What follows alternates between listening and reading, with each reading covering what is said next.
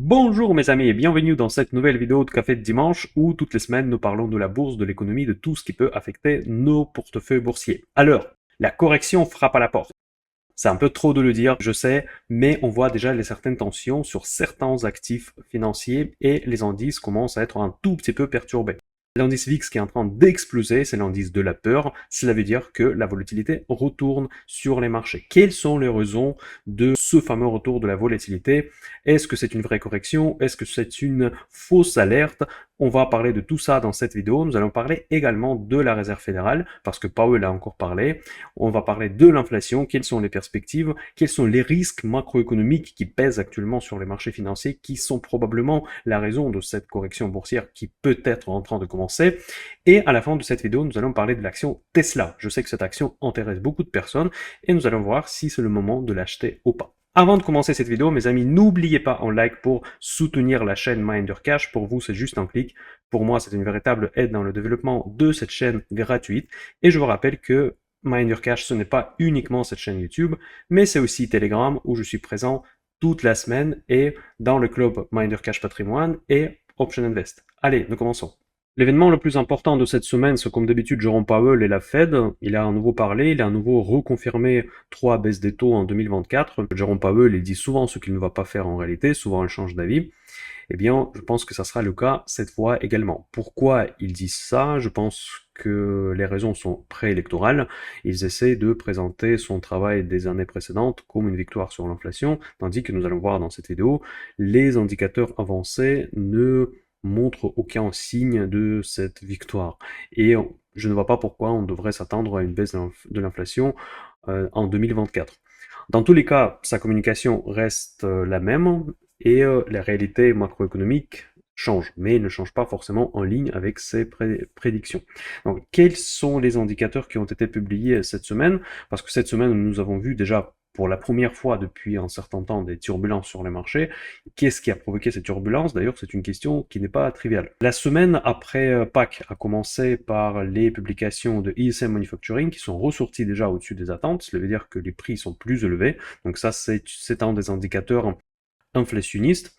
Le chômage. En fait, le chômage, il y a eu beaucoup de publications et certaines sont un petit peu contradictoires. Que les postes ouverts en février aux États-Unis sont ressortis légèrement en dessous des attentes, mais vraiment, vraiment très légèrement, donc c'est presque en ligne avec ce qu'attendaient les analystes, mais la publication de chômage principal était prévue pour vendredi. C'était non-farm payrolls et surtout le taux d'emploi. Non-farm payrolls ressorti dans la direction que voulait Powell. Ça montre un certain ralentissement du marché de travail, mais en même temps, le niveau de chômage a baissé jusqu'à 3,8%. 3,8% quand nous avons une inflation quand même relativement élevée et les taux surtout très très élevés, ça montre la résilience du marché du travail aux États-Unis. Ça dépend. Comment on va lire ces chiffres? On peut avoir une lecture positive, on peut avoir une lecture négative. Il faut que le marché arbitre. Qu'est-ce qu'il va aujourd'hui retenir comme un indicateur plus principal qu'un autre? Ça, c'est la décision presque aléatoire des marchés financiers. Mais l'humeur du marché est en train de changer. Le marché commence à regarder un petit peu plus en détail et ce n'est pas du tout certain, comme ça a été auparavant, comme ça a été en mars et en février, que toutes les actualités étaient arbitrées dans l'esprit positif. Donc, quelle que soit la publication, j'avais l'impression que ça provoquait une hausse des marchés. En fait, ce que concerne les autres publications, c'était encore une fois un petit peu mitigé, mais globalement, c'était légèrement, très légèrement en dessous des attentes des analystes, ce qui montre effectivement qu'il y a un certain ralentissement. Mais selon moi, nous ne pouvons pas parler d'un ralentissement suffisamment brutal qui pourrait justifier les baisses des taux. Et je pense que le marché se réjouit un peu prématurément. Mais qu'est-ce que nous dit les marchés? Les marchés les plus intelligents, c'est le marché de dette. Et c'est très important, c'est pour cette raison que je le répète encore et encore, que le plus important, c'est de surveiller le marché de dette, surtout de la dette à long terme. Nous voyons que le 10 ans américain, il atteint déjà mon niveau pivot, si vous voulez, 4,4% pour une obligation américaine à 10 ans. Pourquoi je me suis fixé ce taux comme au niveau pivot? Parce que lors de la dernière phase des hausses des taux en 2023, on est monté presque jusqu'à 5%. Nous avons vu qu'à 5%, vraiment, la Fed, elle agit très vite, et clairement, il ne veut pas que les taux dépassent les 5%. Les raisons pour cette réaction sont assez évidentes, parce que à partir d'un certain niveau, évidemment, l'économie et les ménages qui sont très endettés auront du mal de refinancer leurs dettes. Je vous rappelle très rapidement que le fonctionnement des financements aux États-Unis n'est pas exactement le même comme en Europe, notamment en France. J'ai envie de dire surtout ne pas le même, parce que ça base largement sur le phénomène de refinancement que nous n'avons presque pas en France. Qu'est-ce que c'est le refinancement? Par exemple, si vous avez pris une dette pour une maison, vous pouvez payer pendant 15 ans que les intérêts. Mais au bout de 15 ans, la maison ne vous appartient pas toujours. Vous devez redemander à la banque, vous prêter encore une fois pour refinancer la dette précédente. Si votre maison a pris de la valeur, dans ce cas-là, la banque va être ravie de vous refinancer parce que le montant que vous demandez, elle est largement inférieur à la valeur réelle du bien. Donc la banque américaine tient compte de la valeur réelle du marché de votre maison dans cette situation-là. Tandis qu'en France, comme vous le savez, que nous payons tous les mois et le capital et la dette, et quand vous arrivez au bout du crédit, vous n'avez plus de dette. Aux États-Unis, dans le monde anglo-saxon en général, ce n'est pas comme ça que ça fonctionne. Donc, au bout de votre empreinte, vous devez refinancer votre dette, à moins que vous avez payé le capital entre-temps. Tout ce système se base largement sur le principe de refinancement. Le refinancement s'effectue dans les conditions actuel au moment quand vous demandez ce refinancement.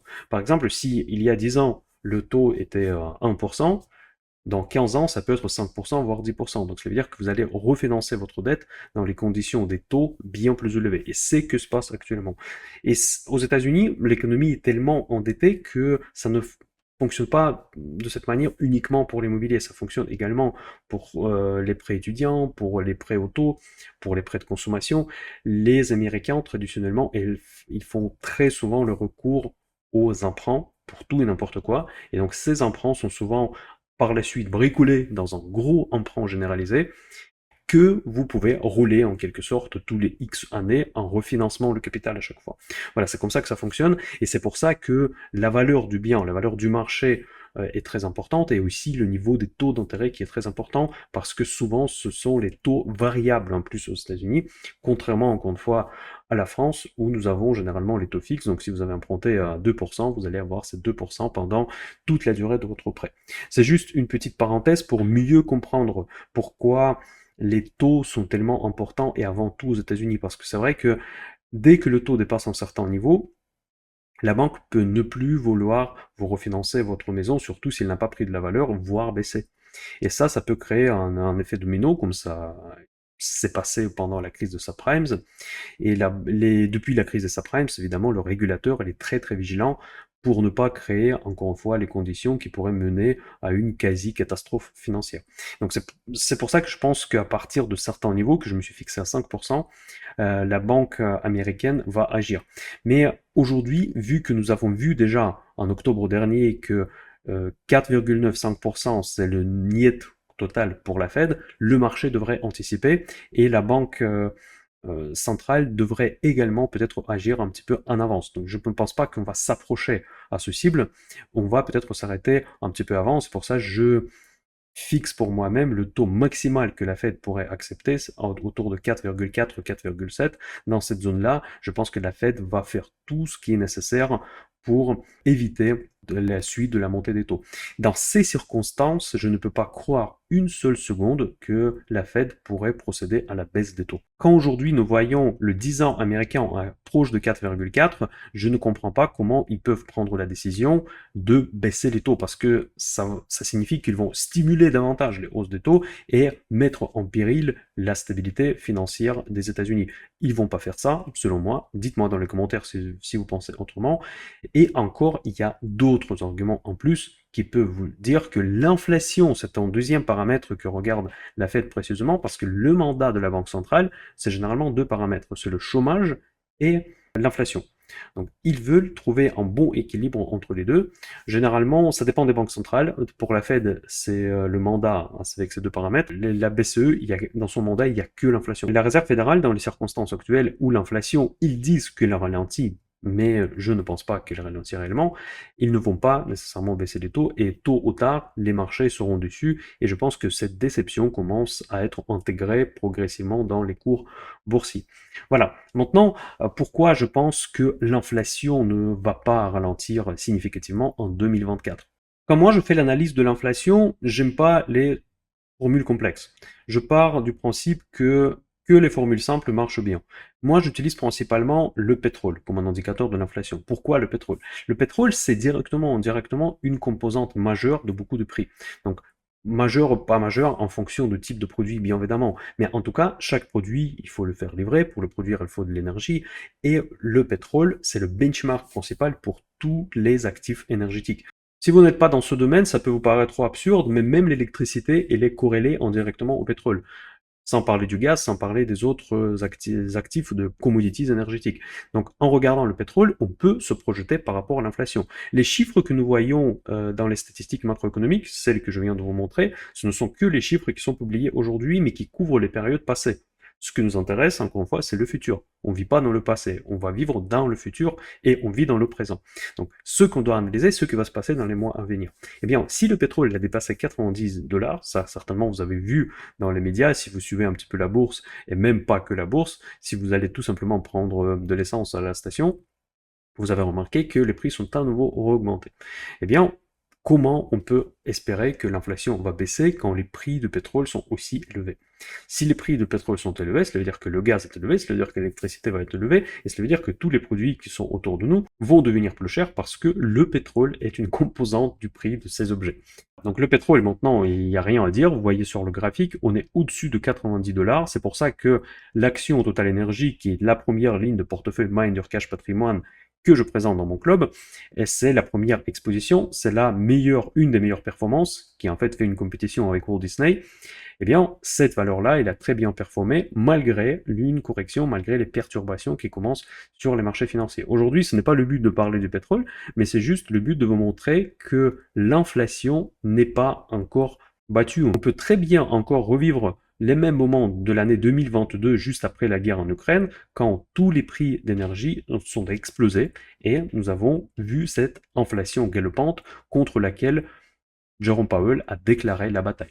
Voilà, donc grande attention parce que pour moi, il y a une grande décorrélation entre les discours des banques centrales, notamment la Réserve fédérale présidée par Jerome Powell, et les réalités économiques et surtout les indicateurs avancés que nous pouvons utiliser afin d'estimer le futur trajectoire de l'inflation. Et pour vous donner un petit peu plus d'arguments pourquoi je ne fais pas confiance aux paroles de Jerome Powell, j'ai trouvé ce graphique qui est assez drôle, je trouve. Comment l'inflation a évolué depuis la phrase de Jerome Powell en octobre 2023 qu'il pense que l'inflation ne va plus monter. Donc il a dit ça en octobre 2023 et depuis cet octobre 2023, l'inflation ne fait que monter. C'est juste pour vous rappeler encore une fois que ce que dit Jerome Powell, c'est pas exactement comme ça que ça va se passer. Ça fait un moment qu'on n'a pas parlé de la dette américaine.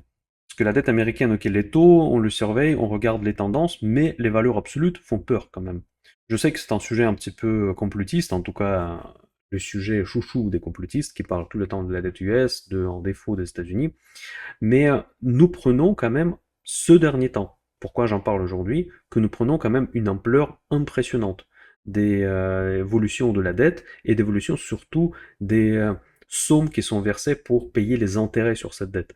Vu que les taux ont monté, donc évidemment, les coûts de cette dette ont augmenté significativement. Sur ce graphique, vous pouvez voir l'évolution des montants qui sont alloués pour payer les intérêts sur la dette américaine sur les 3 dernières années. Les 3 dernières années, c'est quand les taux ont commencé à remonter. Donc ça, c'est vraiment quelque chose d'absolument impressionnant.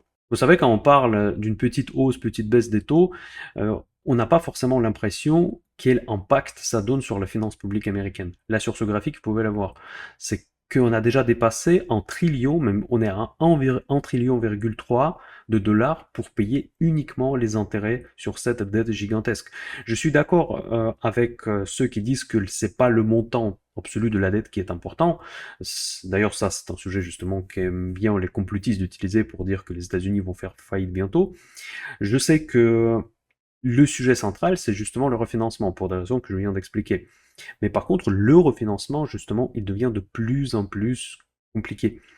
On le voit sur les montants absolus, on voit également sur les montants relatifs.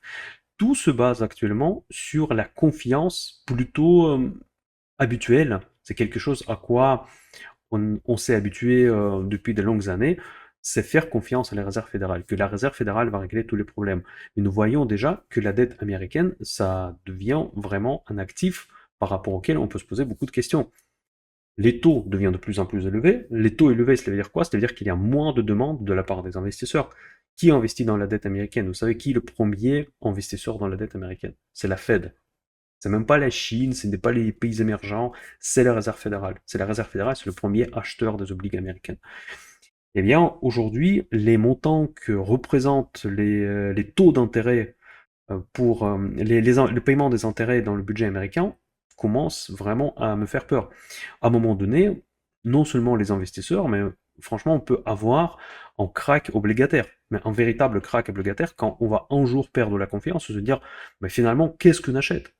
Pourquoi on considère que la dette américaine, c'est finalement l'actif le plus sûr au monde, ce qui est considéré aujourd'hui, et tous les modèles du pricing, tous les modèles de gestion de risque se basent sur l'hypothèse qu'il n'y a pas plus sûr que la dette américaine. Mais est-ce qu'avec une telle finance publique, on peut se projeter avec de tels actifs? Dites-moi ça dans les commentaires, c'est très intéressant d'en discuter sans se lancer dans le complotisme, mais je trouve que à un moment donné, ça c'est d'ailleurs c'est la force des personnes qui aiment bien jouer un peu les théories de complot, que un jour ils auront raison. Un jour ils auront raison, et je commence à croire que ce jour n'est pas si loin. Dites-moi ça dans les commentaires, ça, je pense que ça va être une discussion assez drôle à avoir. Je tourne cette page un petit peu complotiste, nous revenons au sujet boursier. Je vais faire l'analyse technique du CAC 40. Je ne vais pas le faire pour les marchés US pour une raison très précise, parce que j'ai un petit peu du mal maintenant avec les indices US dû au poids des valeurs technologiques. Que si je commence à faire l'analyse technique sur S&P 500 ou encore pire Nasdaq, j'ai l'impression de faire l'analyse technique sur les valeurs 7 magnifiques, qu'on connaît tous, et c'est elles qui dirigent ce marché. Donc pour moi, c'est quand même un petit peu dommage, en fait, c'est pas très représentatif, on ne voit pas réellement qu'est-ce qui se passe sur le marché américain. Je pense qu'ils devront faire l'AMF américaine, qui s'appelle la SEC, Securities and Exchange Commission, qui doivent trouver une solution pour que leurs indices deviennent un petit peu plus représentatifs. Je sais pas comment, c'est pas mon métier, je les laisse faire. Je vais regarder le CAC 40 où nous avons plus ou moins en équilibre. Ça, c'est mon ancien dessin que vous avez déjà vu si vous suivez régulièrement Mind Your Cash. La zone de correction que je m'attends, c'est 7800, 7600. Donc pour moi, c'est là où nous devons retomber. Le premier arrêt, la première station, c'est 7900. Et le mouvement boursier commence à diriger dans ce sens. Ça fait un moment que je le dis, ça fait un moment que je vous ai dessiné les flèches, que voilà, on devrait repartir d'ici un jour, on devrait descendre vers là. Mais bon, là maintenant, on voit que ce mouvement, il est en train de commencer. Il est probable que dès qu'on touche 7900, on va avoir un certain rebond technique, mais pour moi, la correction saine devrait se produire jusqu'à 7700, 7600. Est-ce que ça sera une opportunité d'achat? On le verra au moment donné, parce qu'aujourd'hui, la situation change tellement vite qu'on ne peut pas prédire grand-chose. Regardez seulement la géopolitique. Pourquoi le pétrole a monté? Parce qu'il y a encore la géopolitique qui inquiète. Tout peut changer d'ici là, j'ai pas envie de prendre aucun pari, mais techniquement parlant, purement techniquement, nous devrons avoir notre cher CAC entre 7600 et 7800. J'ai une position dans ce sens, vous le savez, ceux qui sont avec moi dans le club Option Invest, vous la connaissez, cette position pour l'instant, il est en moins-value. Après cette baisse assez forte sur le CAC 40, la moins-value est devenue tout à fait gérable, elle est même petite presque. Et je pense que vers l'expiration fin avril, donc dans quelques semaines, dans 2 semaines, j'ai toutes les chances de quand même soit avoir une perte zéro, donc être à l'équilibre, soit rentrer dans cette zone et toucher la prime. La stratégie que j'ai implémentée, c'est pas un short bet, en fait, c'est une stratégie de bear call spread. Je ne veux pas trop rentrer en détail parce que c'est une stratégie optionnelle qui n'est pas complexe, mais qui nécessite une certaine connaissance des produits optionnels en pariant sur le fait que CAC 40 ne pourrait pas dépasser 7800. Il a dépassé, en plus il a dépassé assez facilement. Il l'a fait grâce à l'action LVMH sur laquelle j'étais lourdement positionné, donc j'ai gagné beaucoup d'argent sur cette action. Quand elle a publié ses résultats, on a vu une hausse de je sais plus combien, 15% en une journée.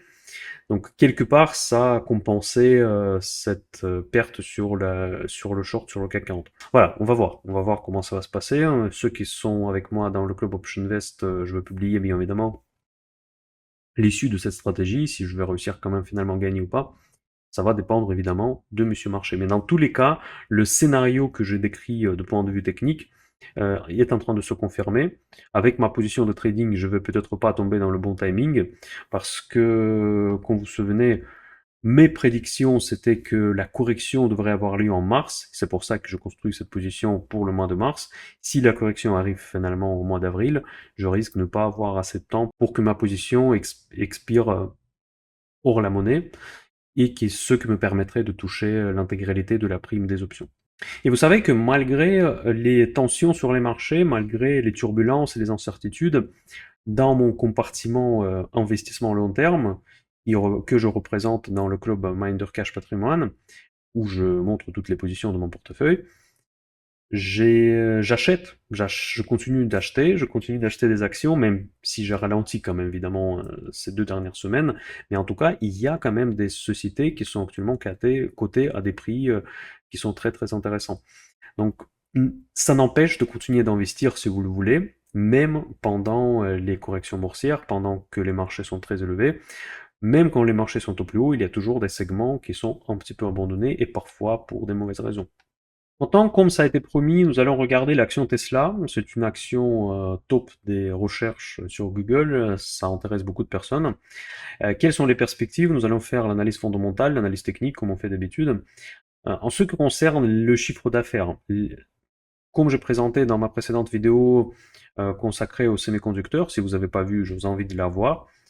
Maintenant, je fais l'analyse avec Investing Pro. C'est pas une publicité, je n'ai aucun partenariat avec eux, contrairement à Interactive Brokers d'ailleurs que vous voyez sur votre écran, qui est au broker que moi je recommande et par qui je passe pour trader en bourse. Et les infos sont dans la description de cette vidéo, bien évidemment. Pour tout ce qui est l'analyse boursier, j'utilise Investing Pro et le graphique que vous voyez sur votre écran, il est divisé en deux parties. La partie réalisée, donc la partie passée, que vous pouvez voir avec une couleur particulière. Et ensuite, tout ce qui est les 3 lignes qui vont vers le haut, c'est les pronostics des analystes. Donc la ligne verte en bas, c'est le consensus négatif. La ligne verte encore en haut, c'est le consensus positif. Et la ligne bleue, c'est la médiane des deux consensus. On peut voir déjà les divergences d'avis par rapport à telle ou telle valeur, et on peut voir le principal, où est-ce que les anticipations des analystes sont orientées. On peut voir que les analystes en niveau de chiffre d'affaires, je pense que ça c'est le plus important paramètre pour Tesla, les pessimistes s'attendent que jusqu'à l'année 2025, il y aura une baisse du chiffre d'affaires. Et ça va sanctionner le titre sur le marché, sans doute. En revanche, la médiane et les optimistes voient toujours la hausse du chiffre d'affaires. Donc je pense que ça va être kiff-kiff autour de l'équilibre. Mais en tout cas, ici, il y a une grosse divergence d'avis. Après, les analystes sont plus ou moins d'accord après la deuxième partie de 2025. C'est quand même déjà loin. C'est quand même déjà loin pour une entreprise qui est très bien valorisée en bourse. C'est là où on voit les vraies hausses du chiffre d'affaires. Et après, à un moment donné, ça arrive vers 2027, il y a une grosse montée du chiffre d'affaires de Tesla, qui est anticipée par les analystes. Pour les pessimistes, ça va arriver en deuxième partie 2030. Vous voyez, on va déjà loin. Je pense que ça, c'est lié à la transition énergétique, au fait que nous allons tous passer sur les voitures électriques. Voilà, je pense que c'est plus pronostic macro long terme. Il ne faut pas trop compter là-dessus. Peut-être ici, la situation sera complètement différente. Peut-être il y aura des voitures chinoises qui vont envahir le marché. On verra bien. Ça, c'est trop tôt d'en parler. Ce qui nous intéresse, je pense, c'est plutôt ce segment-là, cette partie du graphique qui va jusqu'à 2027. Et là, il y a une très grosse incertitude. Les pessimistes pensent que ça va être soit flat, soit même en légère baisse au niveau du chiffre d'affaires. Les optimistes pensent que Tesla va toujours tirer un épingle du jeu. Après, c'est à vous de voir comment vous anticipez l'avenir de Tesla. Ensuite, au niveau du EBITDA, donc c'est le résultat. Ici, la situation elle est même pire. C'est que les optimistes qui pensent que l'EBITDA va continuer à monter pour Tesla. Et les médianes et les pessimistes sont négatifs, sont vraiment négatifs sur le résultat de Tesla. Ils pensent que l'EBITDA va baisser. Ça, voilà. C'est même plus négatif que par rapport au chiffre d'affaires. Maintenant, la valorisation. Bon, actuellement, le EV EBITDA de Tesla, il est à 40 presque, donc c'est très très cher. L'action, elle est très bien valorisée. Et ils s'attendent que cette valorisation, survalorisation de Tesla va rester quand même pendant un petit moment. Je vous rappelle que mon benchmark, c'est généralement 20. J'aime bien cet indicateur, EV, EBITDA de valorisation, parce que il est presque cross-secteur, hein, contrairement à PE ratio. On peut dire que globalement, vraiment très à la louche, que tous les EV EBITDA en dessous de 20, on peut considérer comme une valeur relativement bon marché. Bon, 20 c'est déjà bien valorisé, mais si on passe en dessous de 20, on peut parler déjà d'une certaine sous-valorisation. Après, évidemment, il faudra affiner l'analyse, voir quel est le secteur. Est-ce que c'est le secteur de luxe où les EV EBITDA normaux sont plus élevés? Dans ce cas-là, il faudra faire un petit peu plus d'analyse par rapport à cela. Voilà, donc, mais dans tous les cas, ils anticipent que Tesla va rester toujours et encore une valeur plutôt bien valorisée. Maintenant, ce qui concerne l'analyse technique. Point de vue graphique, cette action, elle reste baissière et elle évolue dans un canal baissier, clairement. On est en bas du canal. Qu'est-ce que cela veut dire? Cela veut dire que on a une forte chance d'un rebond, un rebond purement technique, mais nous allons rester dans une tendance baissière. Donc pour le trading, c'est top. Donc on peut acheter cette valeur dans le mode trading autour des cours actuels, à 170, voire attendre un petit peu jusqu'à 150. Mais ensuite, on peut jouer en rebond technique. Mais de point de vue d'investissement, cette action, elle reste baissière. Pour qu'elle casse ce canal baissier, il faut qu'il casse durablement le niveau de 220 $, ce qui n'est pas le cas. Il n'a pas réussi à plusieurs reprises. Et dans ce cas-là, on va pouvoir parler d'un changement de configuration technique et ça va être sans doute coïncider avec un changement stratégique ou changement économique dans le monde des voitures électriques. Donc pour résumer mon avis sur Tesla, pour les traders, c'est top. En plus, c'est une valeur très liquide, c'est une valeur où il y a beaucoup de mouvements, c'est une valeur où on peut faire des options. En revanche, pour tout ce qui est investissement long terme, les voitures électriques, il y a un énorme problème, c'est la concurrence. Non seulement la concurrence pour Tesla, si on parle uniquement de Tesla, la concurrence par rapport aux voitures allemandes, qui sont complètement compétitives avec Tesla, mais aussi les voitures chinoises. Aujourd'hui, artificiellement, on ne les laisse pas rentrer sur le marché européen, on fait les barrières possibles et impossibles, mais si un jour on revient à l'économie capitaliste, si on revient en libre marché, dans ce cas-là, je ne sais pas qu'est-ce que Tesla va proposer de plus par rapport à ce que proposent les voitures chinoises qui sont largement dampées par l'État chinois derrière.